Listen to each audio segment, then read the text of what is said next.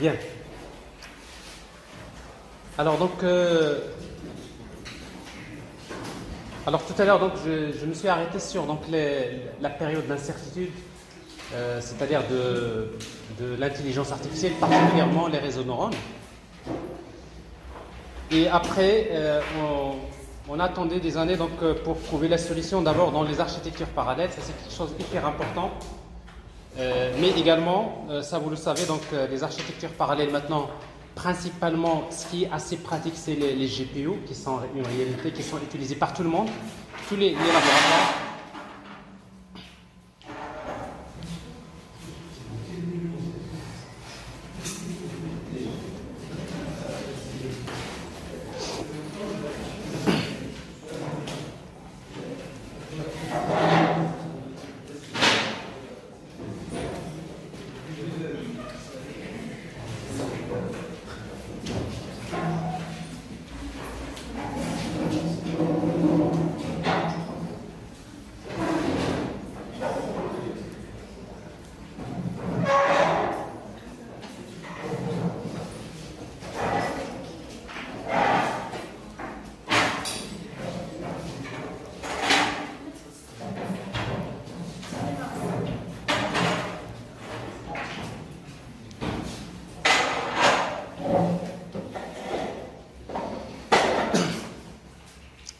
Bien, donc je disais donc les architectures parallèles. Je parlais architecture parallèle, mais le terme exact c'est les architectures massivement parallèles.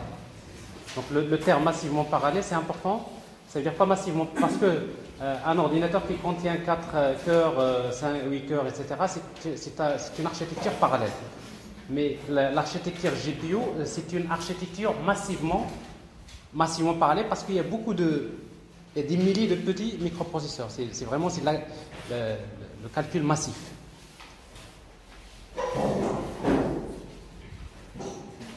Alors, juste pour vous donner une idée, vous avez déjà fait la somme de 2 matrices, n'est-ce pas?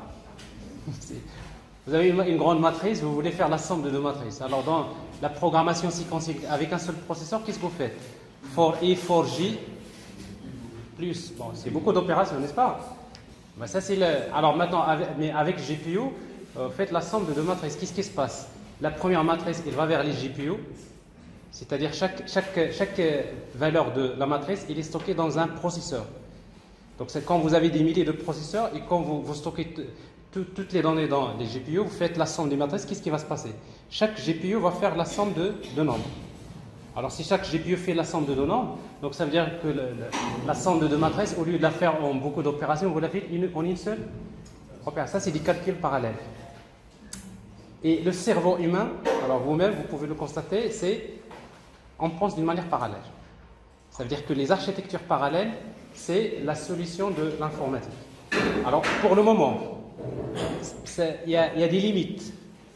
Les GPU c'est une étape qui a résolu beaucoup de problèmes. Mais dans le futur, il y aura d'autres solutions.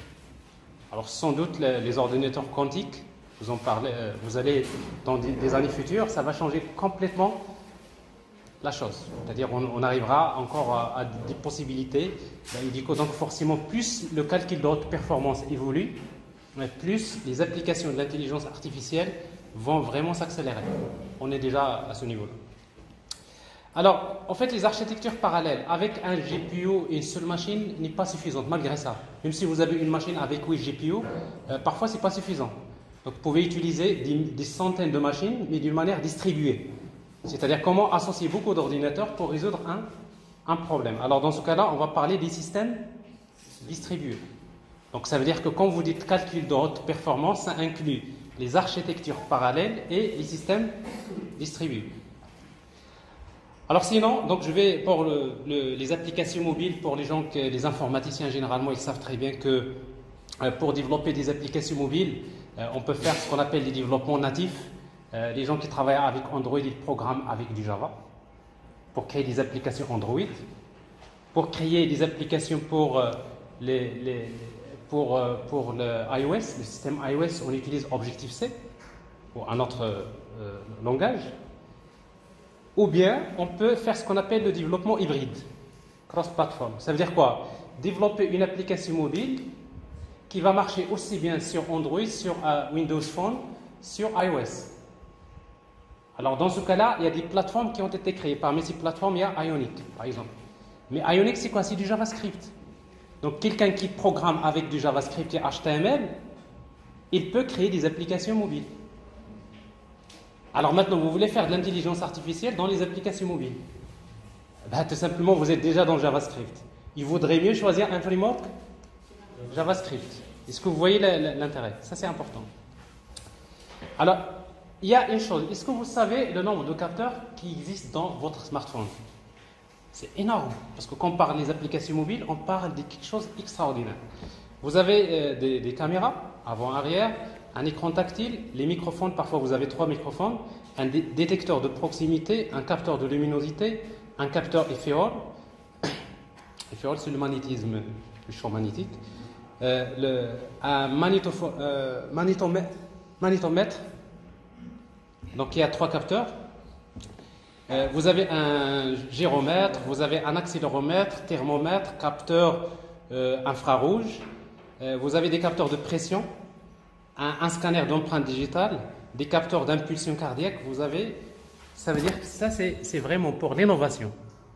Les gens qui veulent créer des applications de l'intelligence artificielle qui est au centre de l'innovation, il faut créer des applications dans des smartphones. C'est-à-dire que si vous arrivez à intégrer vos applications dans les applications mobiles, vous avez des projets que vous pouvez industrialiser. Et en fait, quand on fait la recherche, comme je disais, il ne faut pas s'arrêter à la publication des articles. Mais ça, on en a vraiment... tout le monde est fatigué de ça parce que parfois on se retrouve en train de perdre parfois du temps. Vous faites votre doctorat, vous faites les choses, mais il faut penser également à innover, créer des produits qui vont arriver à l'industrie, qui vont être commercialisés, qui vont créer de la valeur ajoutée pour, bien sûr, l'industrie.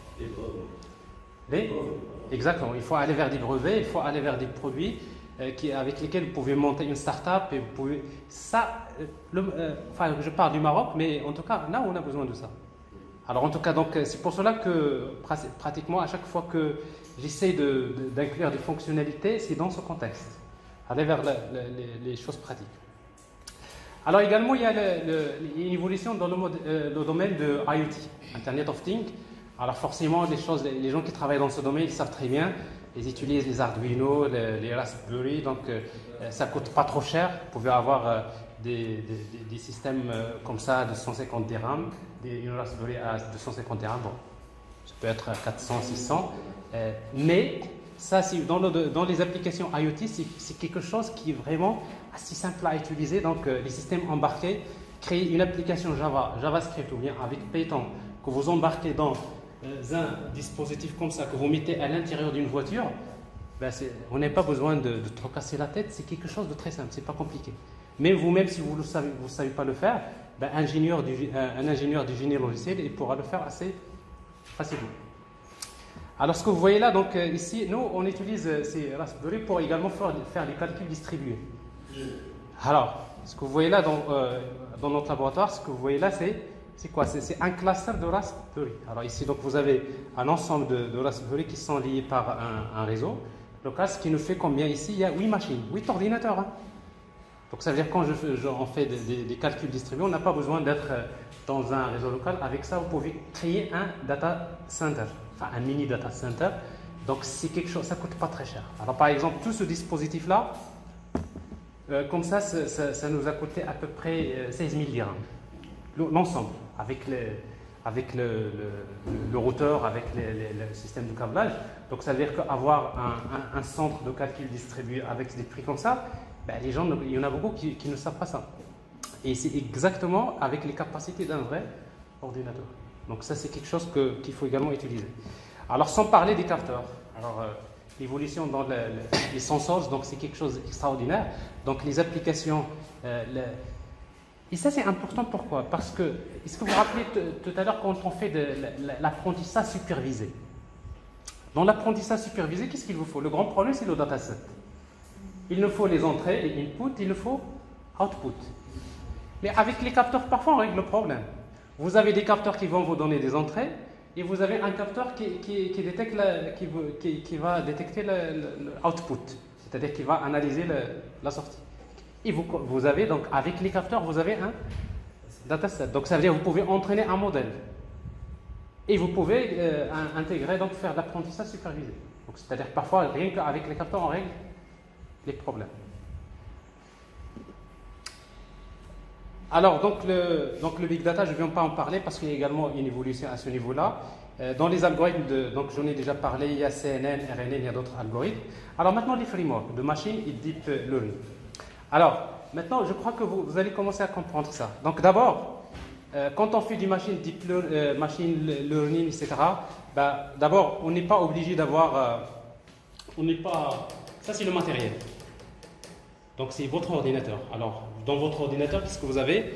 Vous utilisez forcément des CPU et vous utilisez les GPU. Si vous avez une carte graphique NVIDIA, vous avez une machine massivement parallèle. Si vous ne l'avez pas, ben, si vous n'avez pas les GPU, vous avez les CPU. Alors maintenant, si vous voulez faire maintenant du machine et deep learning, d'abord,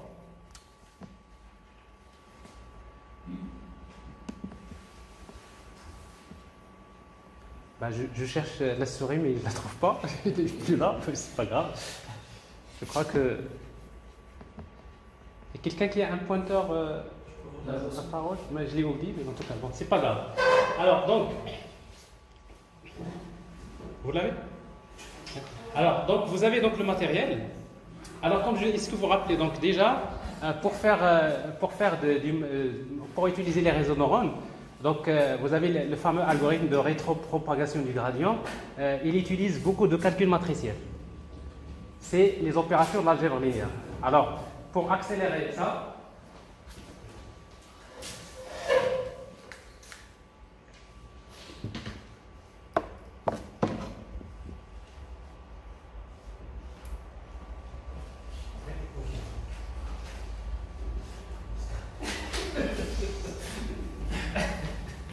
c'est pas grave. C'est pas grave, c'est pas grave. Non, mais c'est pas de la souris, j'ai besoin du pointeur.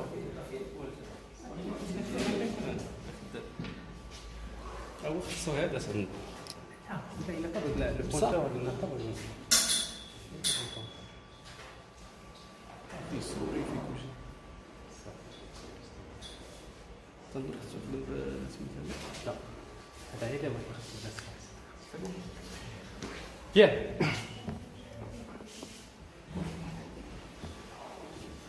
Voilà. Alors, donc vous avez donc le matériel. Et après, donc, comme je disais, pour faire du machine learning, bien sûr, les réseaux de neurones, donc on a besoin d'utiliser. Merci. Donc nous avons besoin d'utiliser donc les GPU. Alors pour utiliser GPU, normalement, eh bien, tout simplement, qu'est-ce qu'il a fait Google? Donc il a d'abord créé, il a utilisé donc en fait NVIDIA a créé une API qui s'appelle CUDA, qui est principalement basée sur le langage C. Alors avec CUDA, on peut faire des calculs massivement parallèles, c'est-à-dire on peut exploiter les performances du calcul parallèle GPU. Et bien, tout simplement, qu'est-ce qu'il a fait Google en principe avant 2015, juste avant 2015? Il a créé une API qui est basée sur le langage C. Pourquoi le langage C? Parce que c'est CUDA. Alors, dans laquelle il a fait une implémentation parallèle des algorithmes de l'algèbre linéaire. Comme je disais, l'inverse des matrices, la multiplication, le déterminant des matrices, vous savez, c'est des trucs qui consomment beaucoup de temps. Alors, une fois qu'il a créé donc cette couche de bas niveau, après, par la suite, il a créé une autre couche, c'est-à-dire au-dessus de cette couche-là, mais cette fois-ci, il va la créer avec un autre langage, parce que c'est s'il crée cette couche-là avec le langage C, c'est comme dire aux entreprises, si vous voulez faire du machine learning, il faut utiliser le langage C. Or, au niveau des entreprises, il y avait des langages qui étaient très utilisés. Java, il y a Python déjà qui commençait à devenir populaire. Il y a du JavaScript, etc. Mais en fait, Google a choisi donc le langage Python parce que c'était un langage qui est très simple, qui était déjà bien implanté au niveau des laboratoires de recherche. Donc, il a créé une version, une couche avec Python. Mais également, il y a une API basée sur C++, une API basée sur Java. Ça veut dire que si vous voulez faire du TensorFlow, ben, tout simplement, vous avez le choix d'utiliser Python, C++ ou bien un autre langage. Mais le langage le plus utilisé, c'est Python. Parce que c'est le plus simple, parce qu'il y avait déjà beaucoup de librairies, etc., etc. Mais après, pour créer des modèles, si vous voulez créer un réseau de neurones, je veux créer des couches, le nombre de couches, un réseau de neurones convolutionnel ou bien RNN, etc. Et bien tout simplement, il y a une autre couche de haut niveau qui s'appelle Keras. Alors en fait, Keras, c'est quoi? C'est un framework qui va, ben, tout simplement, qui est une couche de haut niveau, qui va vous permettre de créer facilement des modèles, entraîner les modèles et faire la prédiction. Vous avez besoin juste d'écrire quelques lignes, une dizaine de lignes pour créer, entraîner un modèle. Vous n'avez pas besoin d'écrire beaucoup de code. Alors, ce qui fait que, donc ça c'est très connu. Depuis 2015 jusqu'à 2017, la majorité des gens qui travaillent dans ce domaine, ils utilisent ça. Alors maintenant, à partir de 2017, maintenant on est 2019, il y a une grande évolution, parce que ça, il faut le savoir.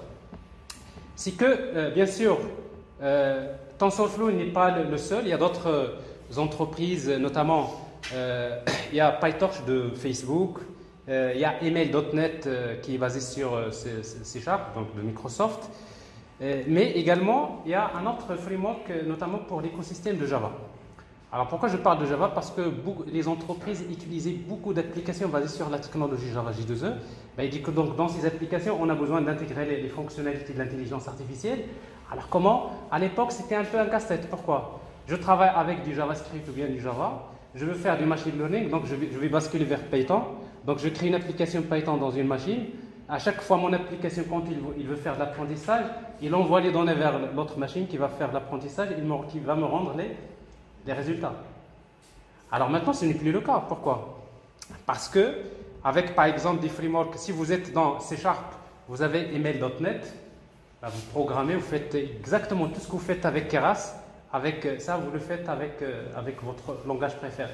Vous êtes dans l'écosystème Java, vous faites la même chose.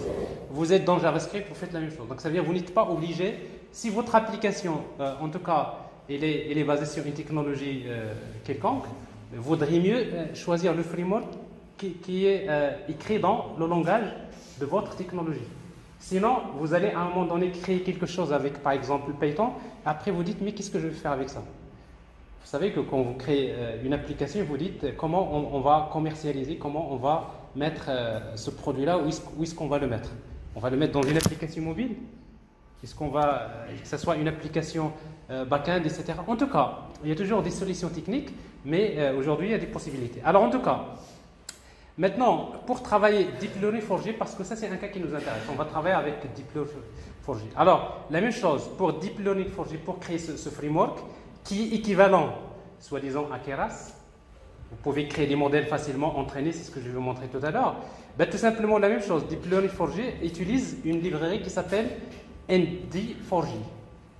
Alors, ND4J, c'est quoi? C'est exactement, ben, tout simplement, c'est une librairie dans laquelle on a utilisé CUDA pour implémenter les algorithmes d'algèbre linéaire qui utilisent directement les GPU. Donc, cette librairie-là, elle est développée avec de l'écosystème Java. Alors maintenant, donc si pour votre application que vous créez, vous avez la possibilité, si vous êtes dans l'écosystème Java, vous utilisez de préférence Deep Learning 4J. Vous voulez travailler avec Python, vous voudrez mieux utiliser des frameworks comme Keras, comme PyTorch, etc. Et après, maintenant, pour l'apprentissage côté browser side. Maintenant, vous avez un navigateur ou bien une application mobile où vous voulez faire le système intelligent. Alors, dans ce cas-là, eh bien, tout simplement, vous n'êtes pas ici. Eh bien, tout simplement, vous allez utiliser d'autres frameworks. Alors, d'abord, je vous rappelle, il fallait attendre qu'il y ait un standard qui s'appelle OpenGL qui permet directement d'accéder aux GPU dans les systèmes embarqués. Sur la base de OpenGL, il y a le standard WebGL qui a été créé. Une fois que WebGL, qu'est-ce qu'il permet de faire? Il permet, à partir d'un browser, un navigateur web, de faire des calculs parallèles, c'est-à-dire d'accéder au GPU. Ben, il dit que donc si vous avez un GPU, vous avez un navigateur avec un jeu, là il y a je sais pas, des animations 3D extraordinaires. Alors si vous avez un GPU, ben, tout simplement c'est le rendu graphique, il va s'accélérer, enfin, en tout cas visuellement vous pouvez voir la différence. Donc avec du JavaScript, on peut accéder bien sûr au GPU. Alors, et du coup, donc, Google, il a déjà une version TensorFlow avec Keras qui marchait déjà avec Python, mais il voit l'intérêt que maintenant il faut créer la même version, le même framework, mais en JavaScript. Alors c'est ce qui a été fait, donc notamment il y a TensorFlow JS. Donc ça fait 2 années qu'il a été créé. Donc ce qui fait, donc ça c'est un écosystème qui a trouvé beaucoup d'applications et du coup donc il va se développer. Il faut s'attendre dans les années à venir que ça va prendre beaucoup la place en tout cas des versions basées sur Python. C'est quelque chose à connaître. Alors maintenant TensorFlow JS, donc c'est une couche basée sur JavaScript. Vous pouvez avec du JavaScript faire du machine deep learning et qui fait appel au GPU, donc soit du JavaScript ou bien Node.js. Pour les gens qui travaillent avec la technologie Node.js, la même chose, on peut utiliser TensorFlow JS. Alors, mais pour faire plus simple, par exemple, dans Deep Learning, vous voulez créer un modèle et vous devrez savoir qu'il y a ce qu'on appelle des modèles pré-entraînés. Alors, parmi les modèles pré-entraînés qui sont connus, il y a MobileNet. MobileNet, c'est un modèle qui est déjà pré-entraîné. Ça veut dire quoi? Ça veut dire que les gens, ils ont déjà créé un modèle CNN. Ils l'ont déjà entraîné avec beaucoup d'images et le modèle, il reconnaît déjà beaucoup d'objets. C'est des choses extraordinaires. Alors, vous pouvez voir des vidéos qui vous indiquent en temps réel, la caméra, elle détecte, voilà, c'est une personne, ça c'est un sac, il y a une voiture à côté d'un chien qui passe. Tout ça, il le fait en temps réel. Tout ça, c'est un modèle. Alors, si vous voulez utiliser donc, ces modèles qui sont déjà pré-entraînés et vous voulez leur ajouter, c'est-à-dire votre propre dataset, vos images. Je vais vous montrer un exemple tout à l'heure. Il y a Emil5.js. Emil5.js, c'est quoi? C'est une librairie JavaScript qui vous permet, avec quelques lignes, 5 lignes, une dizaine de lignes, de faire quelque chose d'extraordinaire, que vous pouvez intégrer facilement dans les applications. Je vais vous montrer un exemple tout à l'heure. Donc ça veut dire que ça, c'est des couches de haut niveau qui permettent de faciliter à chaque fois le travail. Alors, donc...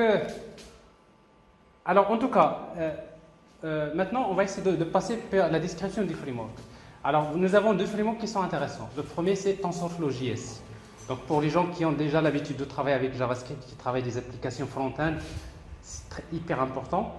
Alors, cette partie-là, donc, j'avais déjà enregistré des cours, des vidéos là-dessus. Donc, ce que je vais vous montrer, parce qu'on ne va pas détailler les deux. TensorFlow JS et Deep Learning 4J, sinon vous n'allez retenir ni l'un ni l'autre.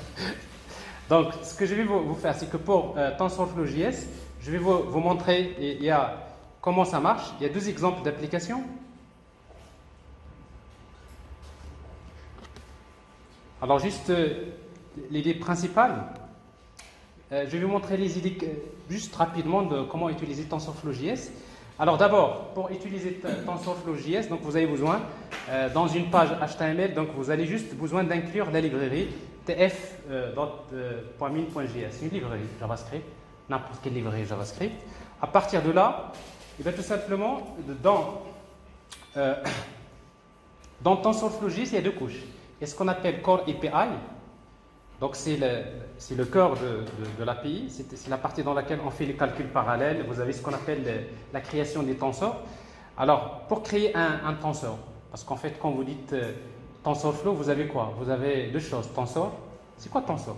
Tensor, c'est tout simplement un objet qui contient des données, des structures de données comme des matrices 2D, des matrices 3D, multidimensionnelles, n'est-ce pas? Mais en même temps, vous voyez, donc c'est une structure qui contient des données, matrices 2D, 3D, mais avec des fonctions de calcul de l'algèbre linéaire. Produit de matrices, calcul, en utilisant CUDA, c'est-à-dire en utilisant, soi-disant, les GPU. C'est-à-dire avec les tensors, vous pouvez facilement faire quelque chose que vous faites les gens qui travaillent avec MATLAB, n'est-ce pas? C'est extraordinaire, vous faites des opérations assez facilement comme ça. Avec MATLAB, la même chose, vous pouvez faire la même chose. Parce que MATLAB également, il peut utiliser donc les GPU. Ben, il dit que donc vous pouvez faire facilement avec les opérations de l'algèbre linéaire. En tout cas, pour les applications JavaScript, vous faites la même chose. Vous voyez donc, pour créer un tensor, donc vous utilisez tf.tensor et après vous spécifiez donc les données, c'est-à-dire les données de votre tenseur.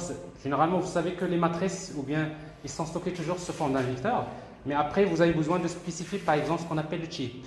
Alors chip, par exemple, ici donc je vais créer une structure de données. C'est quoi le chip? C'est 2 lignes fois 3 colonnes. Ça veut dire que pour moi T1 c'est quoi? Ben, c'est une matrice de combien de lignes? 2 lignes, 3 colonnes. Alors vous avez une matrice T2, enfin un tenseur T2, 3 lignes de colonnes. Alors jusque-là, il n'y a rien de spécial. Mais après vous dites T1 point transpose. Vous savez le transposer de matrice. Vous voulez... Alors quand vous faites transpose, vous savez dans les algorithmes classiques, for i, for j, etc. N'est-ce pas? Ici il n'y a pas de for i, for j, mais s'il y a le GPU, il va directement vers le GPU et le faire rapidement. C'est-à-dire au niveau accélération, c'est assez rapide. C'est ce qu'il faut savoir. Après, vous voulez faire la multiplication de deux matrices. Vous dites par exemple T1 mat multiplication T2. Qu'est-ce qui se passe? La première matrice, il va vers le GPU. La deuxième matrice, il va vers le GPU. C'est le GPU qui va faire le calcul. Et vous avez directement le résultat qui est une autre matrice. Ça, c'est du calcul parallèle. Mais après, par la suite, quand on crée des tenseurs, on a besoin à un moment donné de libérer la mémoire. Parce qu'en fait, les GPU, il utilise une mémoire limitée. Donc à chaque fois, il faut libérer pour la réutiliser. Il y a dispose. Donc ça, c'est pour libérer l'espace mémoire occupé par ça. Ben, pour éviter de faire des trucs comme ça, comme dispose pour libérer, ben, vous faites ça, TF, TensorFlow, tidy. Et après, et vous mettez votre code. Alors tout ce qui est à l'intérieur de cette fonction tidy, ça veut dire qu'à la fin, dès que vous sortez, automatiquement, il fait un dispose. C'est-à-dire il va libérer automatiquement ces éléments. Ben, la même chose ici. Donc vous créez vos tenseurs et vous faites le travail. Alors, vous voyez donc dans le TensorFlow.js, dans tous les frameworks d'ailleurs, il y a deux couches. Il y a Core API, c'est une couche de bas niveau qui permet de faire d'abord c'est-à-dire les opérations sur les tenseurs. Mais après, il y a ce qu'on appelle Layer API. Maintenant, vous voulez utiliser TensorFlow, c'est pour créer des modèles multi-layer perceptron ou la CNN, RNN. Vous voulez créer un réseau de neurones que vous allez entraîner. Alors, si vous voulez faire ça, vous n'avez pas besoin vous-même de faire des calculs matriciels et tout ça. C'est une couche qui permet de faire ça facilement. Alors, comment le faire? Donc, avec cette couche, qu'est-ce qu'on peut faire? On va créer des modèles de réseau de neurones. On peut les configurer, les entraîner, tester, effectuer des prédictions. Comment? Alors, comment créer un modèle? Maintenant, je veux créer un réseau de neurones que je vais entraîner. Par exemple, ici, je voudrais créer un réseau de neurones avec, par exemple, 3 couches, avec 2 entrées. Vous avez ici donc deux inputs. Vous avez une couche cachée dans laquelle j'ai 5 neurones et après j'ai une couche de sortie. Alors dans ce cas-là, vous allez utiliser ça. Donc tf.séquentiel. Alors pour les gens qui travaillent déjà avec Keras, c'est la même chose. TF séquentiel, ça veut dire quoi? Je crée un réseau de neurones, un modèle.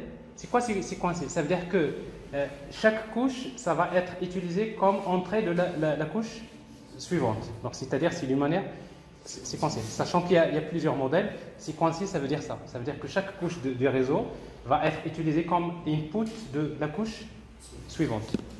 Donc, je crée le modèle. Ensuite, vous allez ajouter des couches. Alors, pour ajouter des couches, on va utiliser modèle.add. Je vais ajouter une couche. Alors, quel type de couche? Alors, maintenant, il existe, rappelez-vous, il y a des couches de convolution, il y a des couches fully connected, n'est-ce pas? Il y a plusieurs, c'est-à-dire on peut créer plusieurs couches de neurones.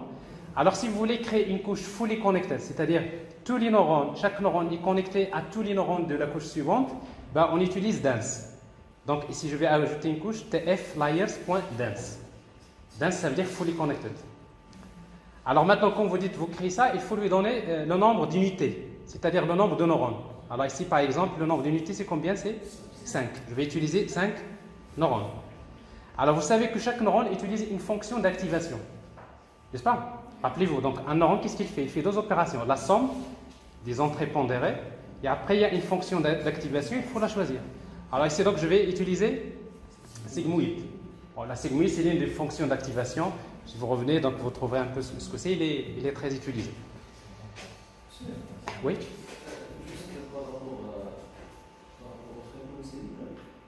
Oh. Oui. Oui. Moi, je travaille sur la prédiction des signes principalement. Et j'utilise toujours, c'est déjà défini sur MATLAB. Oui. Depuis que je l'ai. Oui. Est-ce que la meilleure méthode d'utiliser ce truc, je compte Oui. Moi, j'utilise, je recommence et. Non, moi je vais vous dire une chose. Donc, selon votre objectif. Alors, si votre objectif, vous avez un problème, vous voulez le résoudre et montrer que vous avez fait,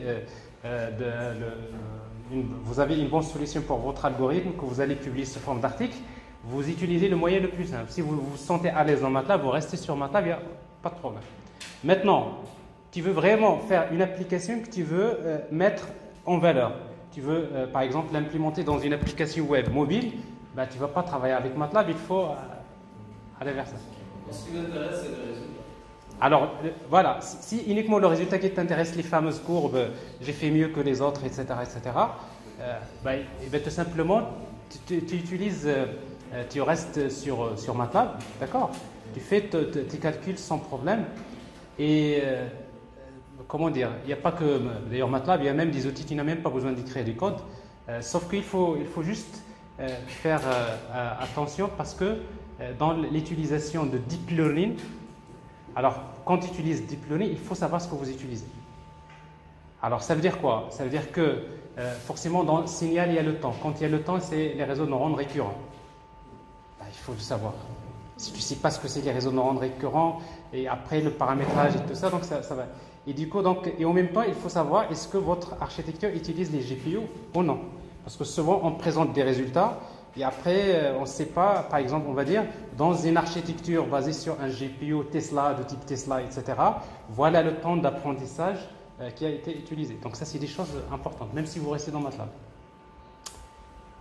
Mais ça reste toujours le même. Donc, moi, plutôt, là, je suis plus dans un écosystème JavaScript. Après, je vais passer à du Java. Et si vous voulez, à un outil comme Weka ou un outil comme des outils comme MATLAB ou même des gens qui font je ne sais pas, SPSS, il y a des outils qui permettent d'utiliser les réseaux neuronaux. Mais sauf qu'il y a des limites. À un moment donné, il y a toujours des limites. Mais là, si vous êtes dans des situations comme ça, il n'y a pas de limite parce que vous avez tout ce que vous avez. Toutes les API, vous les avez, vous-même, vous utilisez ce que vous voulez. Alors, donc, qu'est-ce que j'ai ici? Donc, je viens d'ajouter une couche. Cette couche-là, il faut lui spécifier le nombre d'entrées, input shape. Ici, il y a combien d'entrées? 2. Alors, ça, c'est la première couche. Alors, maintenant, je vais ajouter une deuxième couche. Encore, model.add. Toujours dense, c'est-à-dire fully connected. Le nombre d'unités. 1. Activation, c'est toujours sigmoid. Ici, je n'ai pas besoin de mettre input shape. Pourquoi? Parce que il sait déjà que le input de cette couche-là, c'est cette couche. Il sait ici que le input shape, normalement, c'est combien? C'est 5. C'est-à-dire, on n'a pas besoin de spécifier combien parce que s'il faut dense. Dense, ça veut dire, de toute façon, les entrées, c'est le nombre de neurones de la couche précédente. Vous voyez donc en quelques lignes, donc vous avez créé un modèle. Maintenant, je voudrais l'entraîner. Alors pour l'entraîner, rappelez-vous donc l'algorithme de rétropropagation du gradient, il a besoin d'utiliser la vitesse d'apprentissage. Bon, ici donc learning rate, donc je suppose que je vais utiliser 0,1, ça peut être 0,01, peu importe, comme je disais. Et après, une fois que vous avez ça, maintenant on va compiler le modèle. On va maintenant compléter le modèle avec deux informations. D'abord, quel est l'algorithme de rétropropagation du gradient que vous allez utiliser pour minimiser l'erreur? Rappelez-vous. Donc ici, je vais utiliser donc compile, d'abord optimizer. Ici, je vais utiliser stochastic gradient descent ou Adam, ou encore il y a des algorithmes que vous pouvez choisir. Mais SGD, donc, il a besoin de la vitesse d'apprentissage. Donc, c'est-à-dire, je vais utiliser l'algorithme SGD avec une vitesse d'apprentissage de 0,1. Et après, maintenant, il y a une erreur qu'il faut minimiser. Mais quel type d'erreur qu'on va utiliser? Est-ce qu'on va juste faire la différence entre output ou target? Ici, on va utiliser mean squared error. C'est-à-dire, c'est la moyenne quadratique de l'erreur. Plutôt, c'est le carré. Donc, ça, c'est juste un exemple, mais il y a encore une vingtaine, encore une cinquantaine de fonctions, c'est-à-dire de loss function. C'est ce qu'on appelle loss function. Alors, vous voyez, donc jusque-là, qu'est-ce que je viens de faire? Je viens de créer un modèle de réseau de neurones. Maintenant, pour l'entraîner. Alors, pour l'entraîner, il vous faut un dataset. Alors, tout à l'heure, ici, ce n'est pas vraiment un exemple très pratique. Tout à l'heure, je vais vous montrer 2 exemples pratiques avec des démos. Je vais juste utiliser quelques données. Pour moi, le dataset XS, l'input. Le dataset, c'est quoi? Bon, c'est un tenseur de D dans lequel j'ai combien de lignes? J'ai 3 lignes. La première ligne, la deuxième et la troisième. Alors, chaque ligne, comme j'ai j'ai combien de input? 2. Chaque ligne contient de, soi-disant, X1, Y1, X1, Y1. Plutôt X1, X2, X1, X2. Alors ici, donc, j'ai, soi-disant, voilà le dataset, les entrées avec lesquelles je vais entraîner le modèle. Mais j'ai besoin de connaître, pour par exemple X1, X2, voilà l'output. L'output, c'est 1. Pour 0,5, 0,5, le output, c'est 0,5. Pour 1, 1, le output, c'est 0. Bon, c'est-à-dire, vous avez XS et vous avez YS. À moi, les entrées, et ça, c'est les sorties. Alors, globalement, on a toujours besoin pour entraîner donc d'un vecteur comme ça, les inputs et les outputs. Alors maintenant, on va entraîner le modèle. Si vous voulez entraîner le modèle, vous allez utiliser modèle.fit. C'est l'apprentissage. Qu'est-ce que je lui donne tout simplement? Entraîne-toi à partir de ces exemples. C'est quoi l'input? C'est XS, c'est ces données-là. Et c'est quoi le output? C'est YS. Alors normalement, si vous faites ça, qu'est-ce qu'il fait? Il prend les données en entrée, il remarque les erreurs, il utilise stochastic gradient descent pour déterminer les poids des neurones, et après, avec cet algorithme, il entraîne. Mais est-ce que vous vous rappelez, parfois, je disais que si vous... Rappelez-vous le nombre d'époques dont j'ai parlé. Votre dataset contient une dizaine de lignes. Vous lui dites, voilà les 10 exemples, voilà les outputs, il va vous l'entraîner. Une fois qu'il a appris, vous lui donnez les mêmes exemples, une deuxième fois. La même chose, entraîne.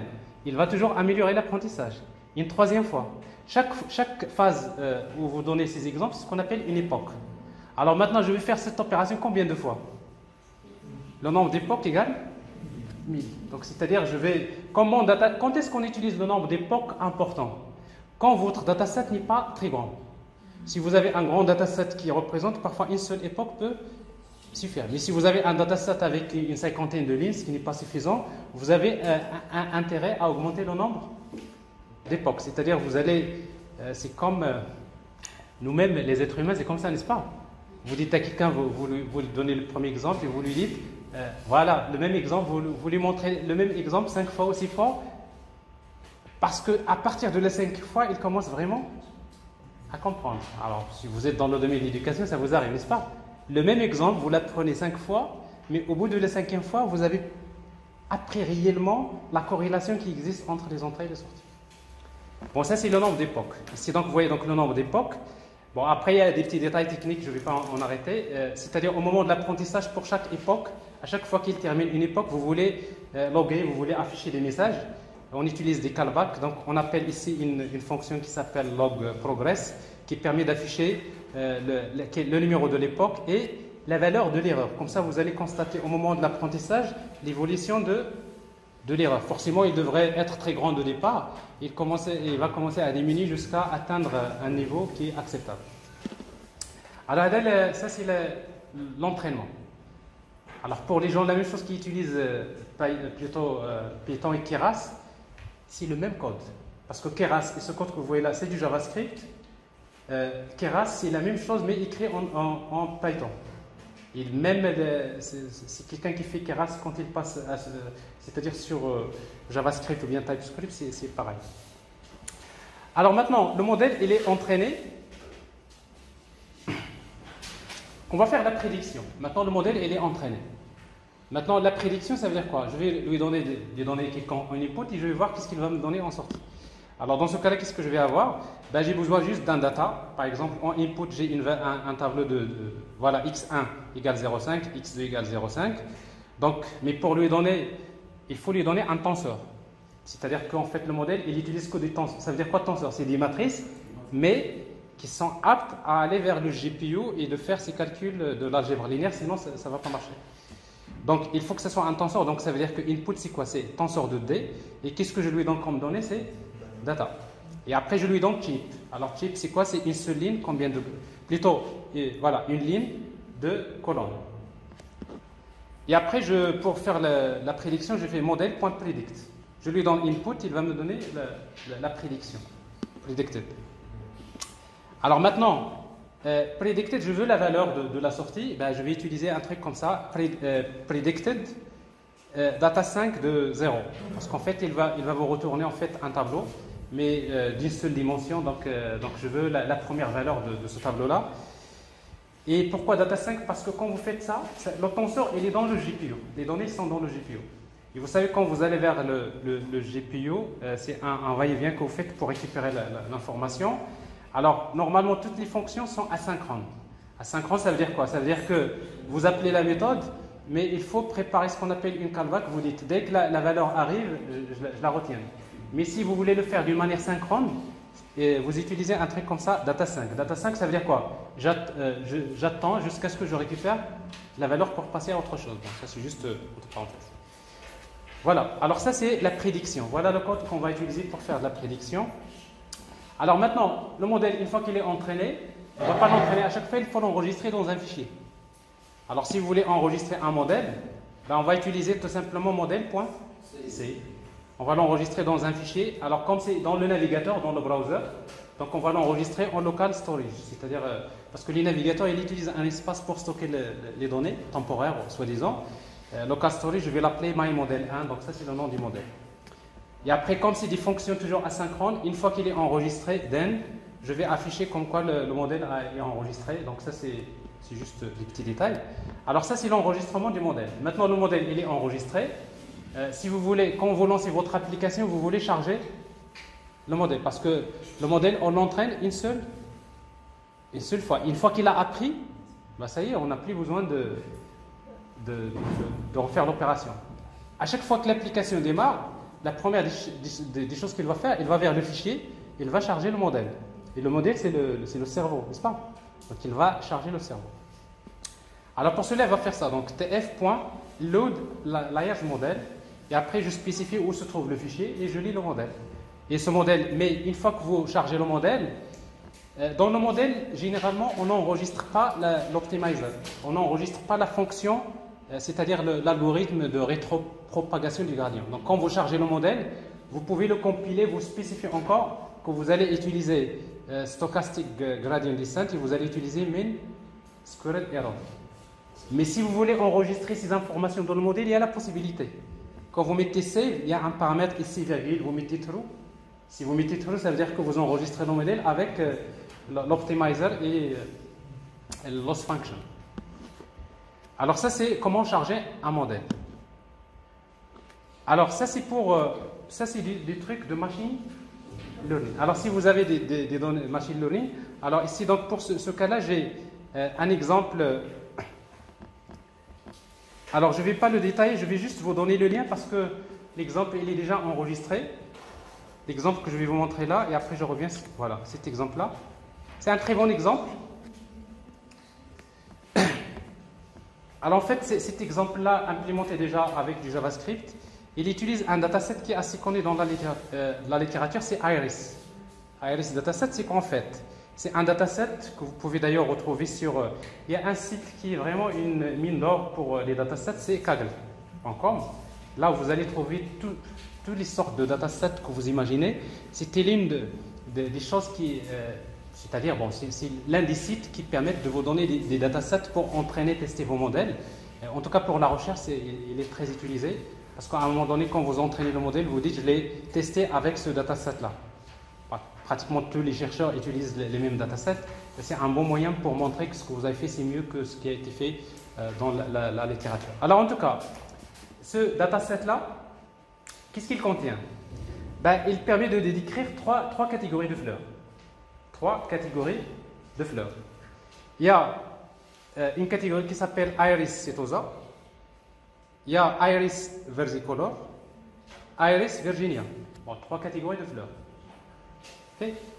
Mais il y a un expert, qu'est-ce qu'il va nous donner? Il va mesurer pour chaque fleur, il va mesurer des informations. Il y a ce qu'on appelle le sepal length. Il y a une partie de la fleur qui s'appelle le sepal, il va mesurer sa longueur. Il y a le sepal width, le pétale length et le pétale width. Donc on va mesurer, c'est-à-dire l'expert, c'est-à-dire le botaniste, je ne sais pas comment on l'appelle, il a pris la peine de prendre 3 catégories de fleurs avec beaucoup d'exemples. Il commence à mesurer, il nous dit, voilà, par exemple, vous avez ici 120 instances. Dans le dataset, il y a 120 lignes. La première valeur, c'est quoi ça? C'est le sepal length en centimètres. 3,5, c'est pas le 8. Cette valeur-là, c'est le pétale length. Ça, c'est pétale 8. Et qu'est-ce que vous avez là? C'est le output. Ça, c'est la classe 0. Pour moi, la classe 0, ça veut dire Aeris setosa. Alors, vous voyez donc ici, vous avez beaucoup de données. Dans la catégorie Aeris setosa, j'ai en principe, je crois, 120 divisé par 3, il y aura 40. Dans le dataset, vous allez trouver 40 exemples de fleurs de type Aeris setosa. Vous trouverez 40 exemples de la classe 1, c'est-à-dire Aeris versicolor. Et après, vous allez trouver également 40 exemples pour ça. Ça, c'est un dataset. Alors, ça, c'est pour entraîner le modèle. Entraîner le modèle avec ça. Mais une fois que vous avez entraîné le modèle, il vous faut un dataset pour évaluer le modèle. Comment vous pouvez savoir est-ce que votre modèle a bien appris? Tout simplement, le dataset de l'expert, le dataset qui a été fait, vous allez le diviser. Il y a une partie 120 instances, c'est pour entraîner, mais il me reste 30 instances, je ne vais pas les utiliser au moment de l'entraînement. Je vais les laisser à côté pour savoir est-ce que le modèle a vraiment appris. Alors ça veut dire que finalement, nous avons 2 fichiers. Un fichier aeristrain.csv et nous avons un fichier aeristest.csv. Dans toutes les opérations machine learning, vous avez besoin, ça c'est pour un fichier pour le test et un fichier pour l'évaluation. Exactement. Alors, en fait, l'exemple que je vous propose là, il est très... en fait, il contient quelqu'un qui veut vraiment apprendre TensorFlow.js. Vous avez ici, voilà l'adresse, là où vous pouvez télécharger le code source de cet exemple. Alors, je vais vous faire la démo directement, il est là.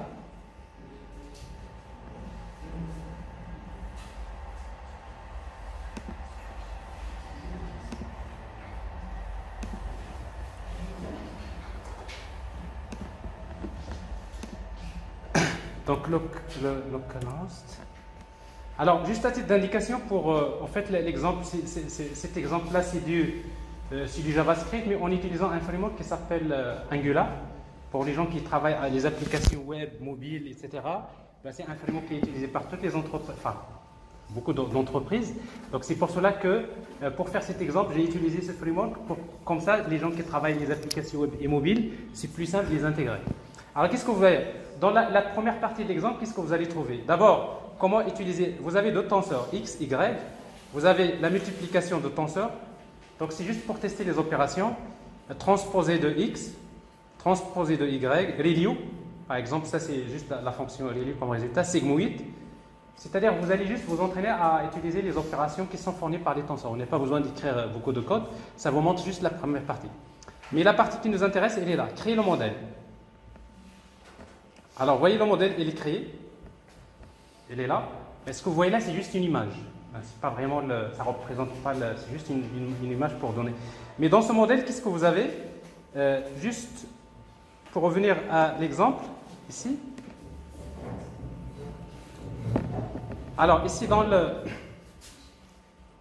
cette couche-là cachée, j'utilise la fonction d'activation, c'est sigmoid. Mais par contre, ici, j'utilise softmax. Alors, c'est quoi softmax? Softmax, c'est l'exponentielle divisé par la somme des exponentielles.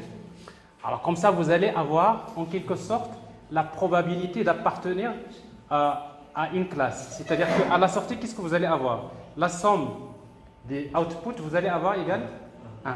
Et du coup, donc, vous allez avoir, par exemple, 80%, c'est ça, 10% c'est ça, et 10%. Généralement, quand vous voulez, si vous faites des opérations de classification, vous voulez savoir à quelle classe il appartient, Dans la couche output, souvent, on utilise ça, softmax.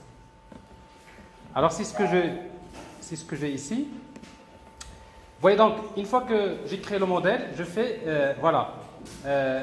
charger les données. Alors, quand je clique sur charger les données, qu'est-ce que je vois là? C'est juste les données qui se trouvent dans le fichier CSV ont été chargées, ils sont là, si juste vous voulez les voir. Entraîner le modèle. Alors, quand je clique sur entraîner le modèle, vous allez voir bien sûr ce slide. Maintenant, il est en train d'évoluer. Mais là, j'utilise le nombre d'époques égal à 1000. Ça explique pourquoi ça prend du temps. Si c'était une seule époque, peut-être ça va se faire plus rapidement.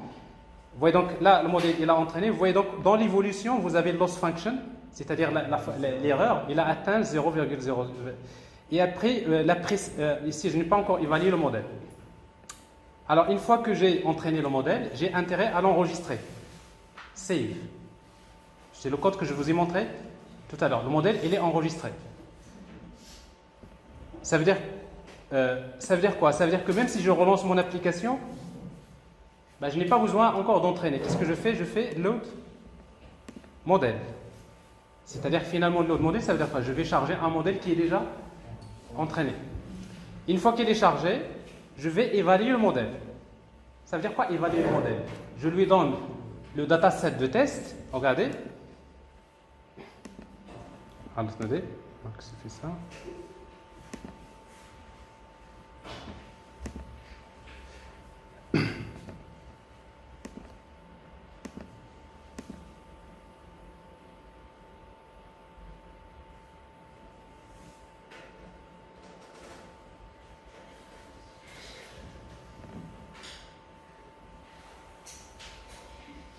Alors, tester, évaluer le modèle.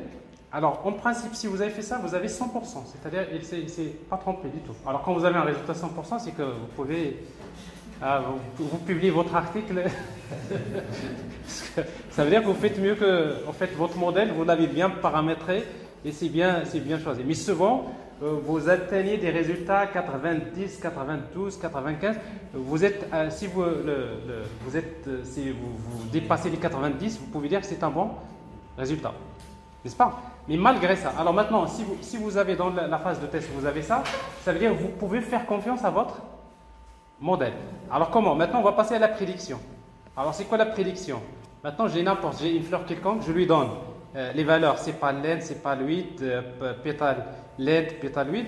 Je fais predict, hop, il me dit ça, c'est la catégorie. Je ne sais même pas ce que c'est parce que c'est tout ça. Alors, ici, je vais mettre une valeur différente, par exemple 2,2, predict, la même chose, 1,2,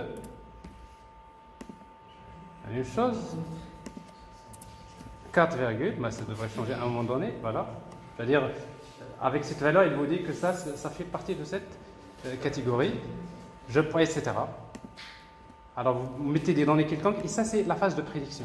C'est que vous êtes arrivé à créer un modèle, vous l'avez entraîné, vous l'avez évalué. Maintenant, une fois qu'elle est évaluée, vous l'avez industrialisé, elle est dans des applications, et après, vous pouvez lui faire confiance. Mais généralement, un modèle, quand il marche, à un moment donné, parfois, l'être humain, il peut détecter que le modèle s'est trompé.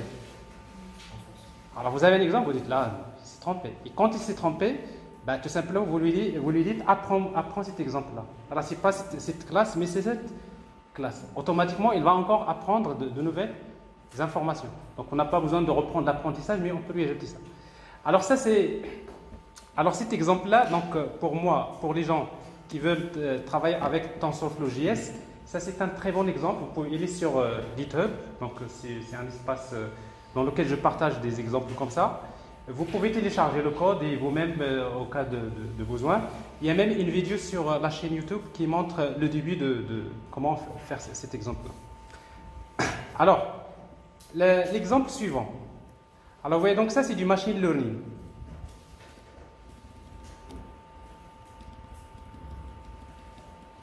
Alors, si vous voulez faire des deep learning, notamment, alors forcément, vous avez besoin d'utiliser, donc, là, c'est un exemple, vous savez, il y a un dataset qui s'appelle MNIST dataset.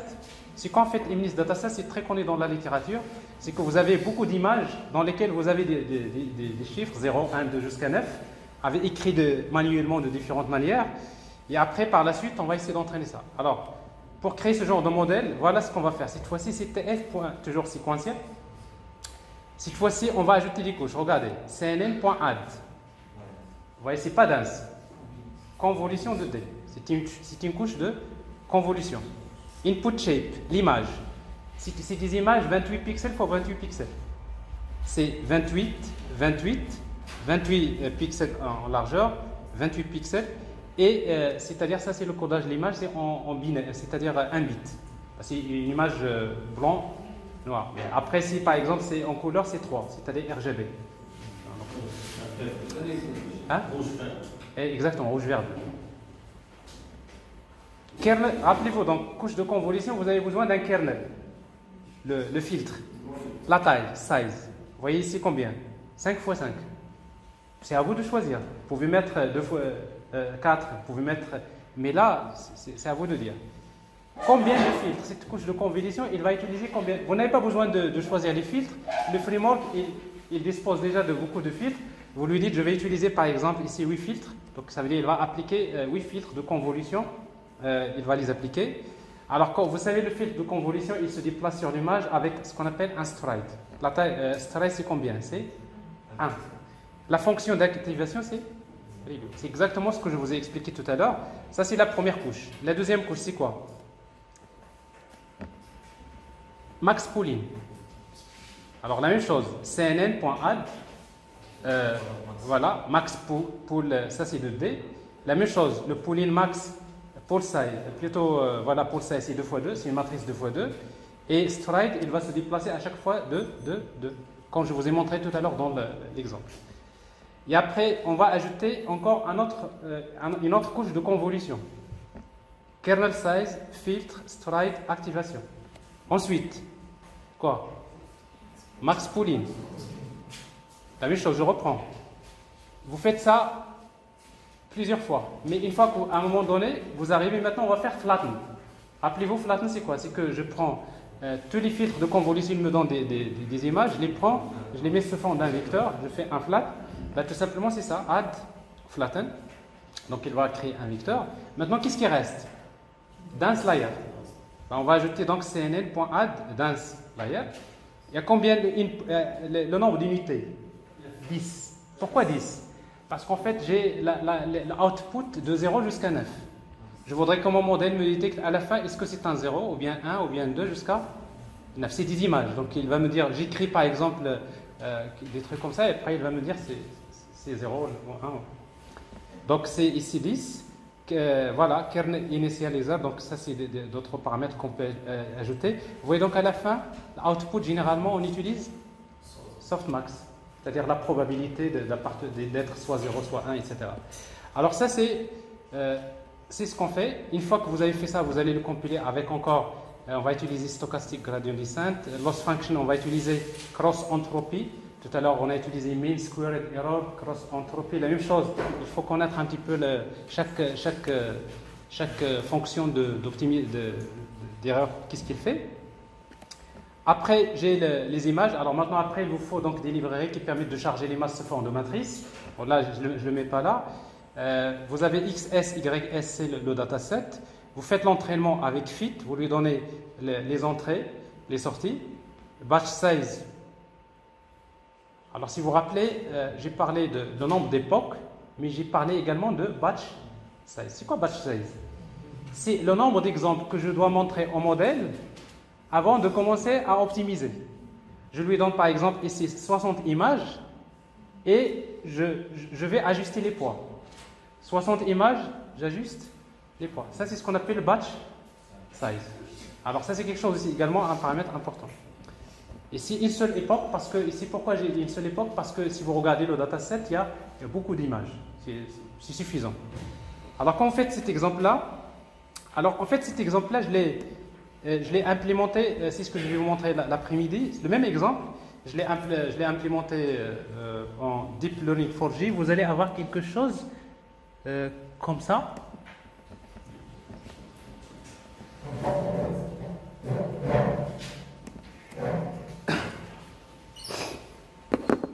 Alors ça, c'est en quelque sorte, c'est le même exemple, mais implémenté en Deep Learning 4G.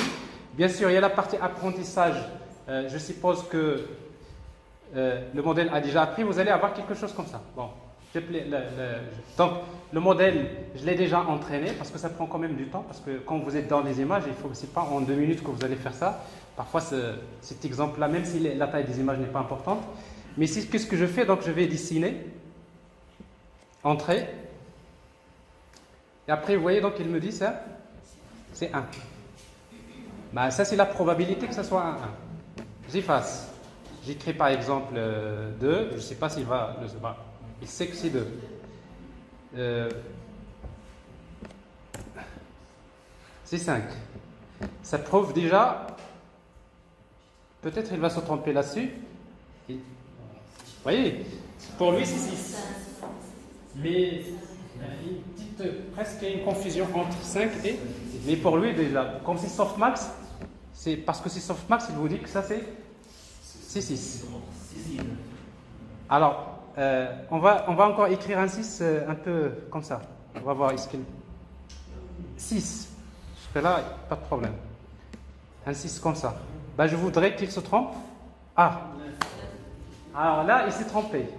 Ça veut dire le filtre de convolution pour lui. Donc ça, c'est pas un 6, c'est un 9. Mais dans mon application, je lui dis, je suis un expert, c'est pas 9.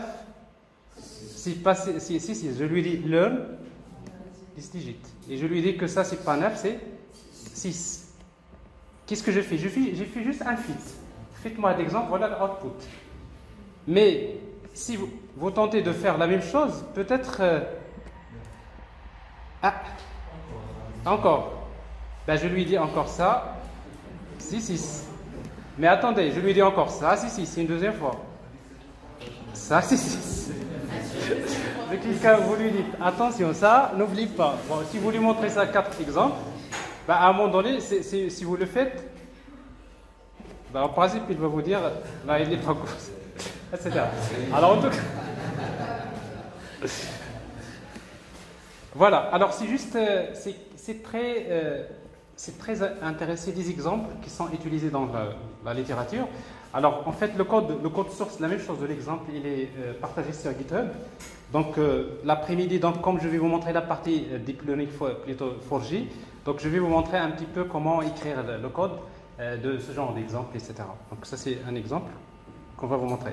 Alors maintenant, le dernier exemple, juste à vous montrer qui est dans le...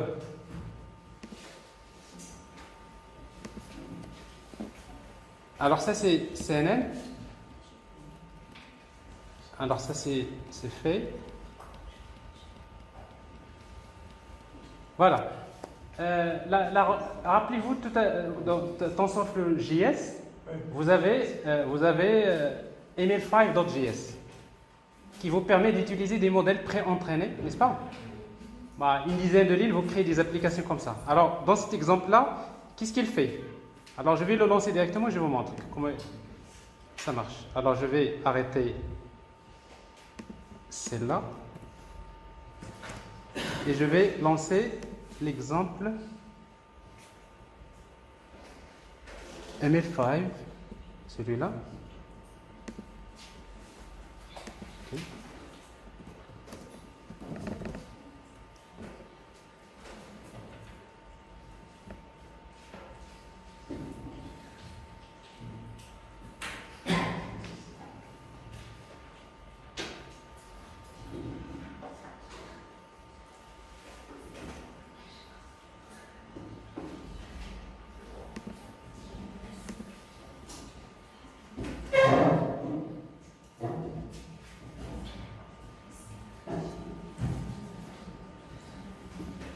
Alors la même chose, donc, dans cet exemple, vous allez voir, en principe, si vous regardez la quantité de code, c'est vraiment quelques lignes.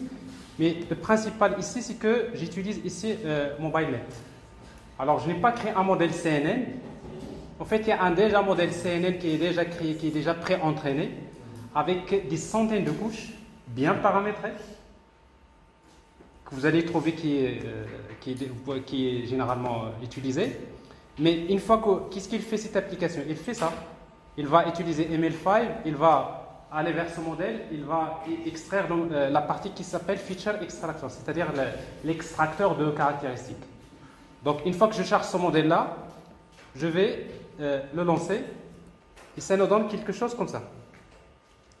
En fait, ce modèle, cette application-là, c'est une application classique. En principe, il y a une caméra qui va montrer quelque chose.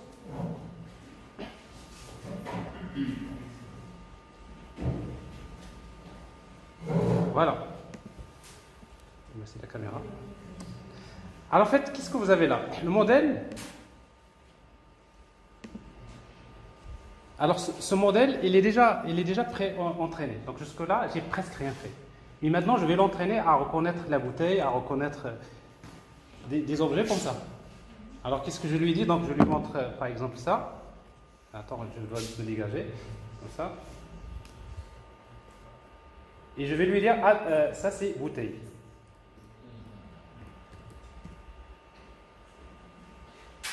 Ah. Bon, qu'est-ce que je viens de faire? Je viens de prendre une photo de ça. Je lui dis, ça, c'est une bouteille. Mais pour qu'il sache vraiment c'est une bouteille, je dois encore faire plusieurs fois. Ça, c'est une bouteille. Je clique plusieurs fois. Bon, ça, c'est le premier exemple. Alors, ça, c'est...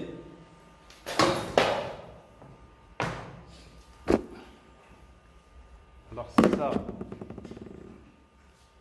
C'est une... quoi? C'est une télécommande.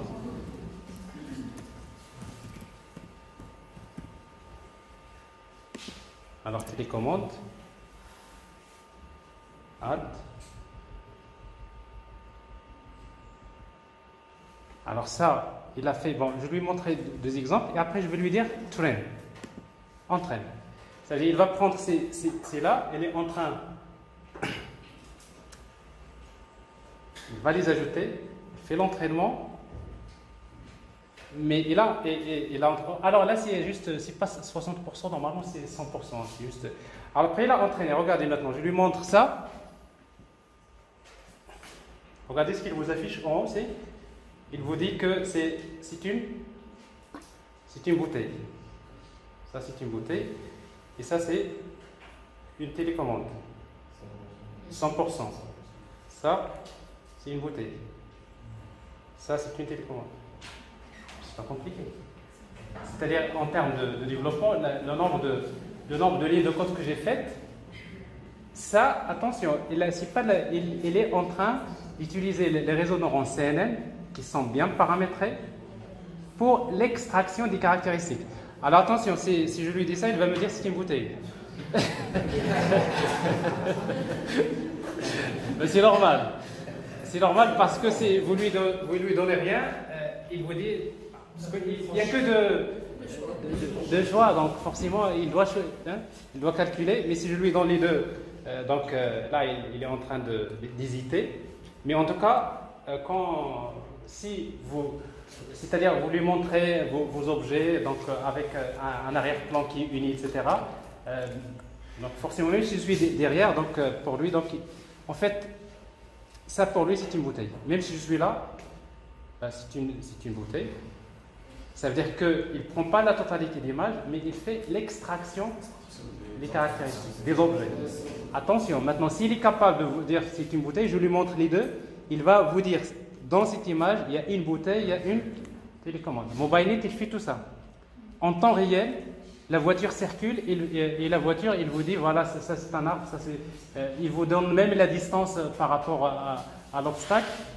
Alors ça, c'est une réalité. C'est-à-dire, c'est des applications qui existent déjà et vous pouvez vous-même les réutiliser et vous pouvez les améliorer en leur ajoutant vos propres éléments de dataset. Alors ça, c'est également un exemple intéressant. Voilà l'adresse. Le code source, donc, il est là, donc sur GitHub. La même chose, vous pouvez le voir par la suite, en tout cas.